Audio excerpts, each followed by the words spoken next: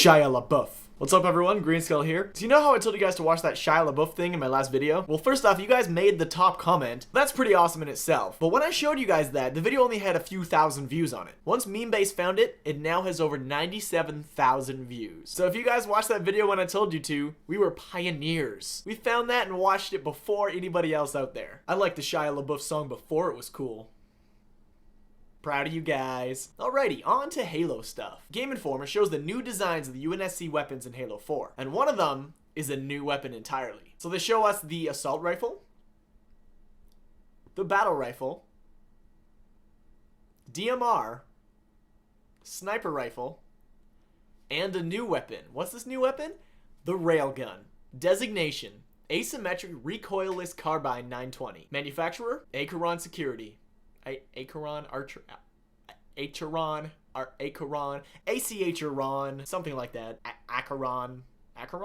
The ARC 920 Railgun is a compact channel linear accelerator that fires a high explosive round at incredible speed, delivering both kinetic and explosive force to both hard and soft targets alike. So how is this gonna play? My first thought when I heard Railgun was that it could shoot through walls. Historically in video games, the Railgun was that weapon that could look through walls and fire through walls. But I don't think that's the case here. If you look at it, and by the sounds of it, it sounds kind of like a mini Gauss cannon. I think it's going to be a replacement for the grenade launcher and maybe brute shot. Because I was thinking about it, and I feel like the fact that it has explosive rounds, I think it's going to be a powerful weapon, but not too powerful. So compared to the brute shot in the sense that you fire someone, it'll probably shake him up a bit, definitely knock him around, maybe push him somewhere, but I don't think it's going to kill him right away. It'll be more like the brute shot where a few shots will kill him. But don't hold me to that, it's just a theory. In a podcast released by Game Informer, Josh Holmes answers a lot of readers' questions. So I'm going to go through some of the ones that were important so you don't have to listen to the 30-something minute podcast. Forge is in Halo 4, but we all saw that coming, didn't we? Josh didn't want to talk about Forge at all other than say, yeah, it's going to be in Halo 4. Halo 4's weapons will be balanced against each other to make sure that there's no super power weapon that'll dominate everything else. There's always a counter weapon. Even if you don't have good weapons in your loadouts, you can still pick them up off the ground and off the dead bodies of other players. Apparently some people were asking about this,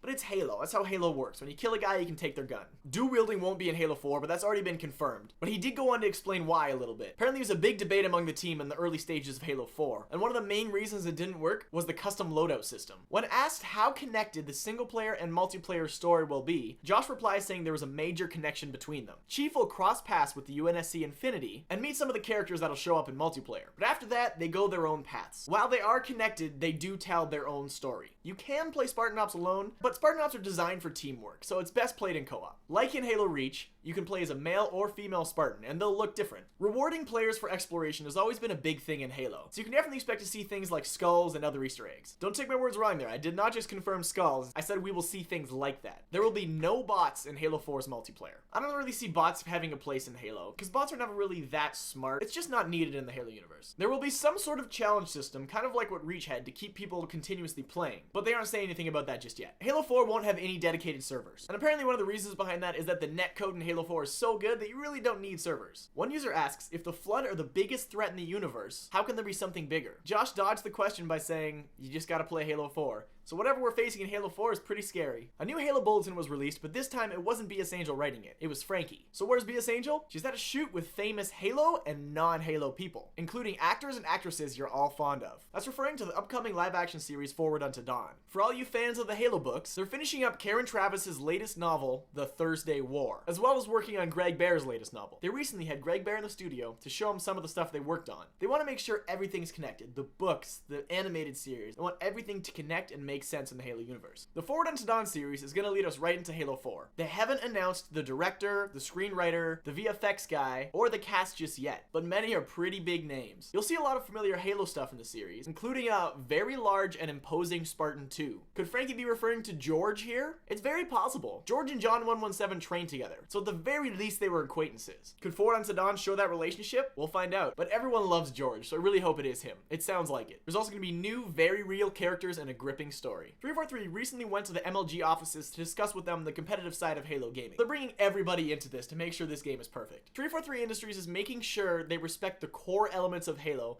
while adding some interesting new features. Some armor customization will be more than aesthetic, but Frankie assures us there's plenty of aesthetic armor customization still. You'll be able to make small changes to alter how your Spartan plays without drastically changing the game. Most playlists will allow you to select a default loadout, so you're never going to be joining a game where you have an AR and everyone has DMRs, but I mean, you could if you wanted to. And hey look, Frankie's famous Mr. Chief has returned. I miss that guy from the Bungie days. Like Frankie, I love water effects in video games. Frankie confirms that there's some good looking water in Halo 4, but what he's most excited about right now is the loading screen. Halo's always had cool loading screens, so I'm excited to see what they have this time around. Halo 4 is a great variety of multiplayer maps, and on larger maps, vehicle support was a big priority. Apparently the inclusion of sprint works really well for these large maps. One map he describes as a mix between Waterworks from Halo 2 and Blood Gulch from Halo 1. He says not to actually try to imagine the map because you couldn't make it up in your head, but when you play it, you'd know the feel. Could this be our new flat-ish Blood Gulch-like map?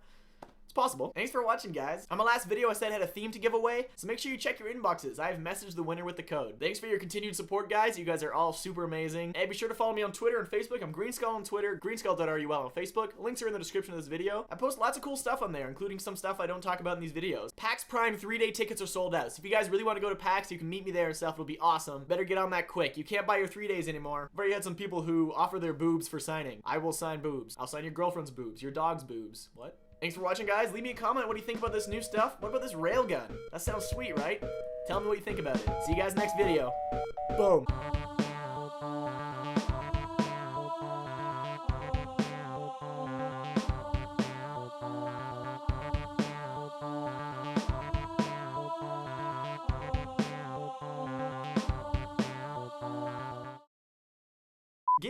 Game Informer shows off some new...